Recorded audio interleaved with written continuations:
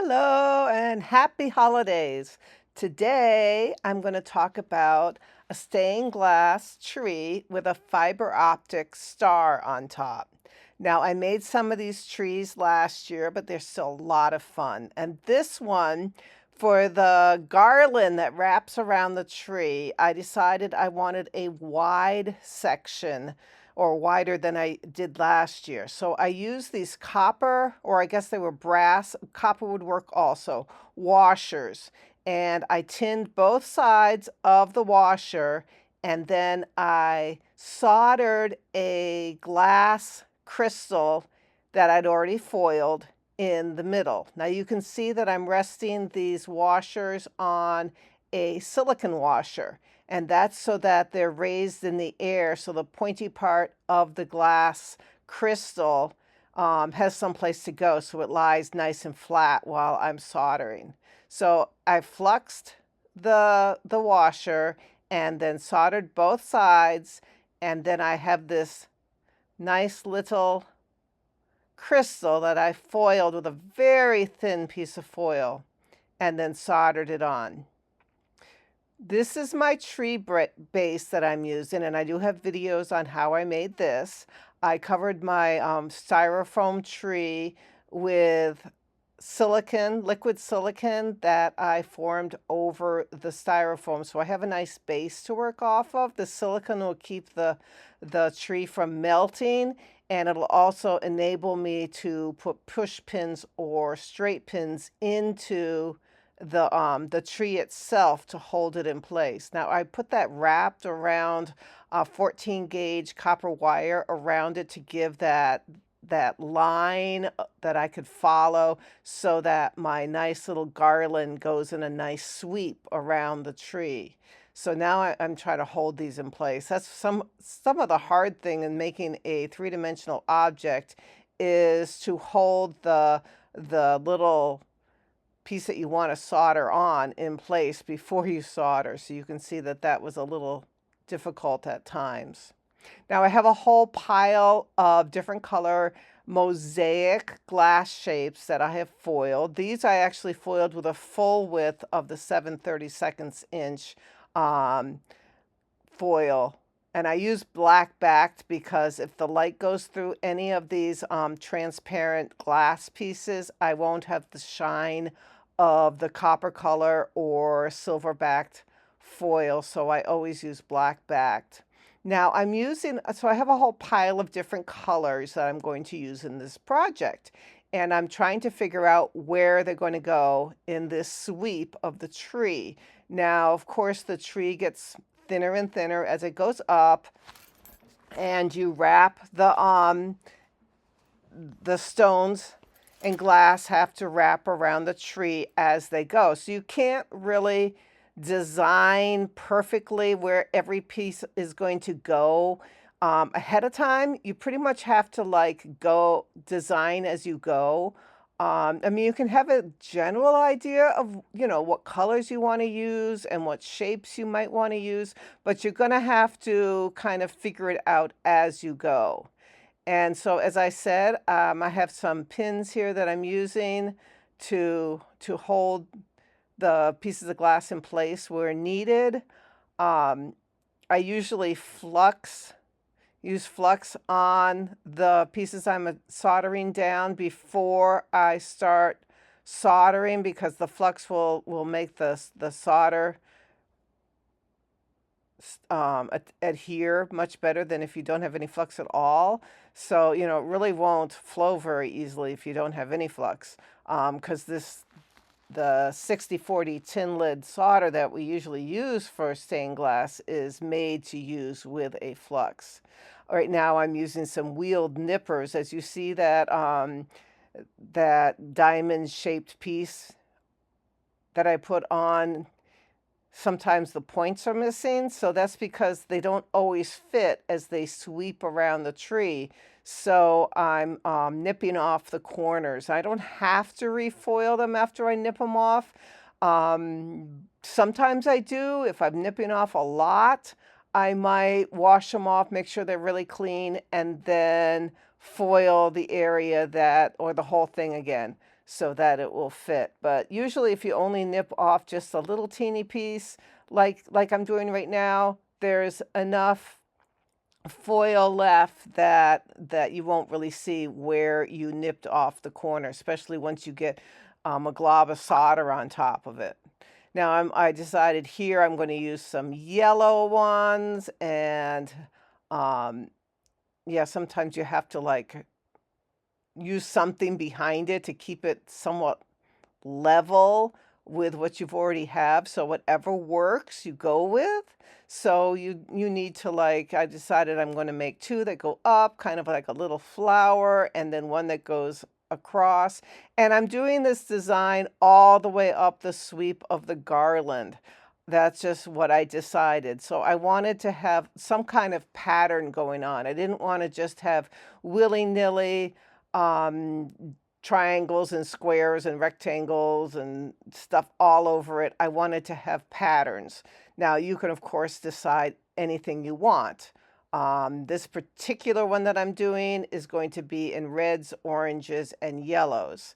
It's really up to you. I like to kind of limit my palette so it's not like every color of the rainbow, but I mean, you could, if you wanted to, you could have all the colors you want. So it's really up to you. So obviously at sometimes the pieces won't fit exactly, and you'll have to nip them or decide on a different mode or plan to make your design look good. Yes, when I'm doing these three-dimensional soldered stained glass projects, I'm not overly worried about the smoothness of the solder. I do come back later on and try to smooth out areas of the solder that are kind of clumpy, but I don't expect the solder to be really smooth and beautifully beveled and everything like a normal flat glass solder project. So don't be shocked by the fact that I have kind of clumpy solder. One thing is if I try to smooth it out too much, because I'm using a very thin piece of foil, especially around those crystals, the crystals will heat up so much that the crystals themselves will pop out because the solder is not overlapping the crystal very much because there's so little that there's not much to hold it together except for the stickiness of the foil itself. Now you notice I put a little washer underneath, um, sometimes underneath a piece of glass while I am trying to place it in before I solder it. Those are little silicone clear washers, and they're easy to find. You get those orange ones, the big ones, and you can also get the little clear ones.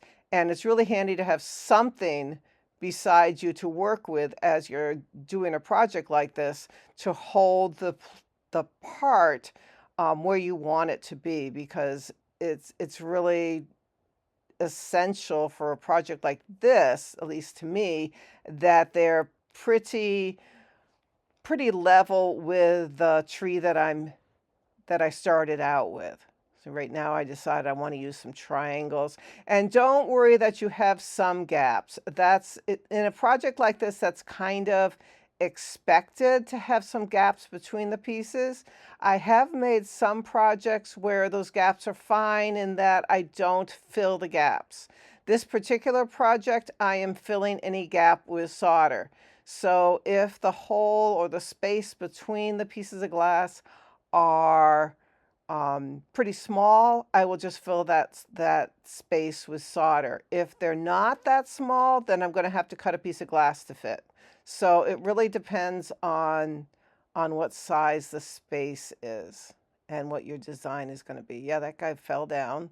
That was because heating up that wire that goes around the bottom was just enough heat to make the solder from the square above it to melt and then just fall off, so it was no longer attached, which was fine. I just held it in place, and and solder it again. I'm using some silicone tipped tweezers right there, which are very handy because then your solder doesn't solder to the tweezers. I've had that problem before, and then you have to like melt the solder off your tweezers, and then your tweezers don't meet as well, of course, because they've been globbed up with solder. So if you get yourself some silicone tipped tweezers, it's very much easier to hold your pieces in place. I'm also wearing actually just normal nitrile gloves while I'm working on this project. I often use silicone gloves. It's good to wear some kind of gloves because you don't want to get the flux and stuff on you. And wearing some kind of glove, especially when I wear the silicone gloves, they help dissipate the heat so you don't burn your finger immediately if you get too close to your solder. Because if you're holding a piece temporarily, and as it heats up, it's also going to heat up the copper. If you have copper wire, if you're holding a piece that's been foiled, the heat from the solder will heat that copper up so quickly that you will feel it pretty much immediately. So you see, I filled in that little space that happened between those two squares. I will do that all over this project so that I don't have any holes. Um, Usually I will fill an area and then come back to that area when the solder's a little bit cooler so that it doesn't just fall into the space. I really want, if I'm filling an area of solder, I don't want to have a really thick layer of solder. I want to just try to just solder the top layer, not go all the way to the base of that tree, because I don't want to waste, solder, and I don't want to add tons and tons of weight. So if you can make it just kind of float in that crack between a couple pieces and not actually fill the full depth, just kind of like float over the top. That's just makes it a lot easier and using less solder. So you can see that I'm just tacking these squares in place, and then I come back later and fill them all in. Now I'm using a light source looking through. I took it off the tree, and I am now going through my tree and seeing where there's any gaps.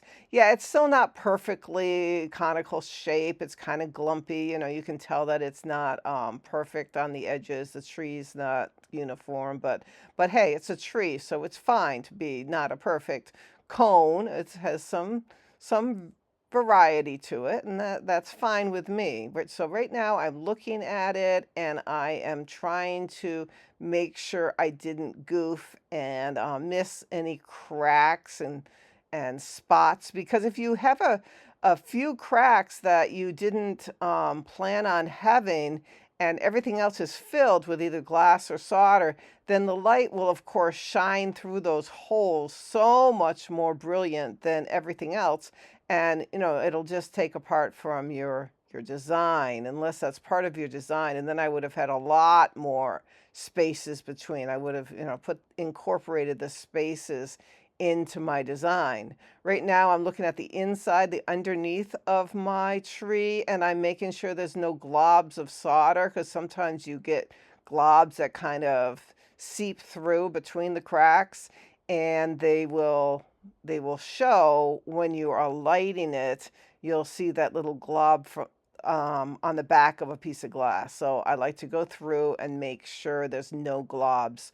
Some projects you might have seen that I have done, I've actually soldered the inside completely of a project, but this would be a little bit much to do this whole tree, because as you can see, there's millions of pieces. Now I'm going to make my fiber optic star. So I bought this 2 millimeter diameter fiber optic pieces.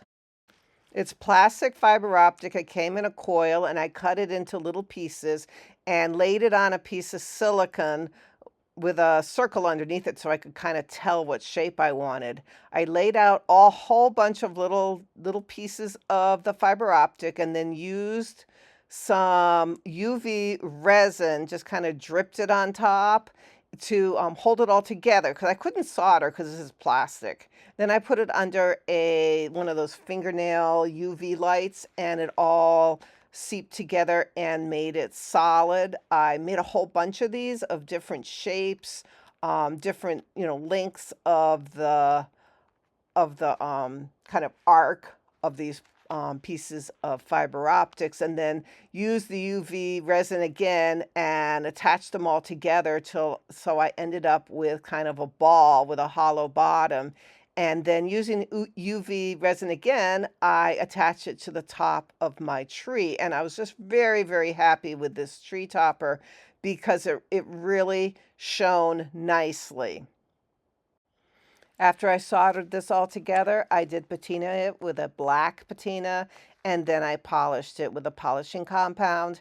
And I just was really happy with the results of this project. It's a very happy tree, and as you can see, this is the topper. I put a lot of LED lights into the top so that it would light and twinkle like the rest of the tree. Well, thanks again, and I'm glad you watched this and hope you have a happy holiday and have fun creating different projects. Bye for now.